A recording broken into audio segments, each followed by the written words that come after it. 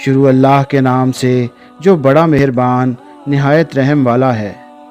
امیر المومنین حضرت عمر بن خطاب رضی اللہ تعالی عنہ نے ایک مرتبہ شدید سرد اور تاریک رات میں ایک جگہ آگ کی روشنی دیکھی، چنانچہ وہاں تشریف لے گئے۔ ساتھ جلیل القدر صحابی حضرت عبد الرحمن بن عوف رضی اللہ تعالی عنہ بھی تھے۔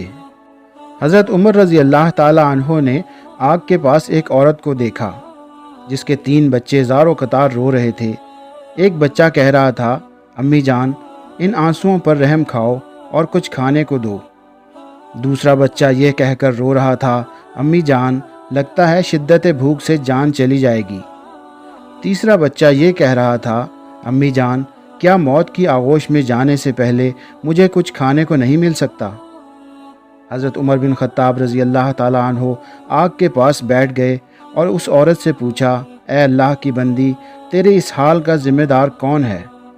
اس عورت نے جواب دیا، اللہ اللہ، میری اس حالت کا ذمہ دار امیر المومنین عمر ہے۔ حضرت عمر رضی اللہ تعالی عنہ نے اس سے فرمایا، کوئی ہے جس نے عمر کو تمہارے حال سے آگاہ کیا ہو؟ عورت نے جواب دیا، ہمارا حکمران ہو کر وہ ہم سے غافل رہے گا۔ یہ کیسا حکمران ہے جس کو اپنی رعایا کی کچھ خبر نہیں؟ یہ جواب سن کر حضرت عمر بن خطاب رضی اللہ تعالیٰ عنہ راتوں رات مسلمانوں کے بیت المال گئے اور دروازہ کھولا۔ بیت المال کا محافظ چوکیدار بولا، خیر تو ہے امیر المومنین؟ حضرت عمر رضی اللہ تعالیٰ عنہ نے اس کی بات کا کوئی جواب نہ دیا اور آٹے کی ایک بوری، گھی اور شہد کا ایک ڈبہ بیت المال سے نکالا اور چوکیدار سے فرمایا، انہیں میری پیٹھ پر لاد دو۔ چوکیدار نے عرض کی، امیر المومنین آپ چاہتے کیا ہیں؟ حضرت عمر رضی اللہ تعالیٰ عنہ نے فرمایا، میری پیٹھ پر لاد دو۔ چوکیدار نے عرض کیا، آپ یہ چیزیں اپنی پیٹھ پر نہ لادیں اے امیر المومنین۔ حضرت عمر رضی اللہ تعالیٰ عنہ نے فرمایا، میری پیٹھ پر یہ سامان لاد دو۔ چوکیدار نے کوشش کی کہ امیر المومنین کا تیار کردہ سامان خود اپنی پیٹھ پر لاد لے، لیکن امیر المومنین نے سختی سے انکار کیا اور اس سے یوں مخاطب ہوئے، تیری ماں تجھے کھو دے، یہ سامان میری پیٹھ پر لاد دو۔ کیا قیامت کے روز تم میرے گناہوں کا بوجھ اٹھاؤ گے؟ یہ کہہ کر حضرت عمر رضی اللہ تعالی عنہ نے آٹا، گھی اور شہد اپنی پیٹھ پر لاد لیا۔ جب اس عورت کے ہاں پہنچے تو آگ کے پاس بیٹھ گئے اور ان بچوں کے لیے کھانا پکایا۔ جب کھانا تیار ہو گیا تو اس میں گھی اور شہد ملایا اور اپنے مبارک ہاتھ سے بچوں کو کھانا کھلایا۔ یہ منظر دیکھ کر ان یتیم بچوں کی ماں کہنے لگی، قسم اللہ کی تم عمر سے کہیں زیادہ منصب خلافت کے اہل ہو۔ حضرت عمر رضی اللہ تعالیٰ عنہ نے اس سے فرمایا، اے اللہ کی بندی کل عمر کے پاس جانا، وہاں میں ہوں گا اور تمہارے معاملات کے متعلق اس سے سفارش کروں گا۔ یہ کہہ کر حضرت عمر رضی اللہ تعالیٰ عنہ واپس آ گئے اور ایک چٹان کے پیچھے آ کر بیٹھ رہے اور ان بچوں کو دیکھنے لگے۔ حضرت عبد الرحمن بن عوف رضی اللہ تعالیٰ عنہ نے حضرت عمر رضی اللہ تعالیٰ عنہ سے کہا، آئیے واپس چلتے ہیں کیونکہ رات بہت ٹھنڈی ہے۔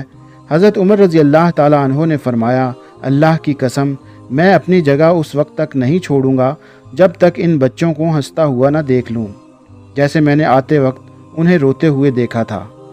جب اگلے روز کا سورج طلوع ہوا تو ان یتیم بچوں کی ماں دربار خلافت میں گئی۔ وہاں اس نے دیکھا کہ حضرت علی بن ابی طالب اور عبداللہ بن مسعود رضی اللہ تعالیٰ عنہ کے مابین ایک شخص تشریف فرما ہے اور وہ دونوں حضرات اسے امیر المومنین کہہ کر مخاطب کر رہے ہیں، اور یہ وہی شخص تھا جس نے گزشتہ رات اس عورت اور اس کے بچوں کی خدمت میں گزاری تھی اور جس سے اس نے کہا تھا، اللہ اللہ، میری اس حالت کا ذمہ دار عمر ہے۔ چنانچہ جب عورت کی نگاہ حضرت عمر رضی اللہ تعالیٰ عنہ پر پڑی تو گویا اس کے پاؤں تلے سے زمین کھسک گئی۔ امیر المومنین نے عورت سے فرمایا، اللہ کی بندی تیرا کوئی قصور نہیں، چل بتا تو اپنی شکایت کتنی قیمت کے عوض فروخت کرے گی؟ عورت گویا ہوئی، معاف فرمائیے اے امیر المومنین۔ حضرت عمر رضی اللہ تعالیٰ عنہ نے فرمایا، قسم اللہ کی تو اس جگہ سے ہٹ نہیں سکتی جب تک کہ میرے ہاتھ اپنی شکایت بیچ نہ دے۔ بالآخر حضرت عمر رضی اللہ تعالیٰ عنہ نے اس بیوہ خاتون کی شکایت اپنے مال خاص سے 600 درہم کے عوض خرید لی اور حضرت علی بن ابی طالب رضی اللہ تعالیٰ عنہ کو کاغذ قلم لانے کا حکم دیا۔ اور یہ تحریر قلم بند کرائی۔ ہم علی اور ابن مسعود اس بات پر گواہ ہیں کہ فلاں عورت نے اپنی شکایت امیر المومنین عمر بن خطاب کے ہاتھ فروخت کر دی۔ پھر امیر المومنین عمر بن خطاب رضی اللہ تعالی عنہ نے فرمایا، جب میری وفات ہو جائے تو اسے میرے کفن میں رکھ دینا، تاکہ میں اس کو لے کر اللہ تعالیٰ سے ملاقات کروں۔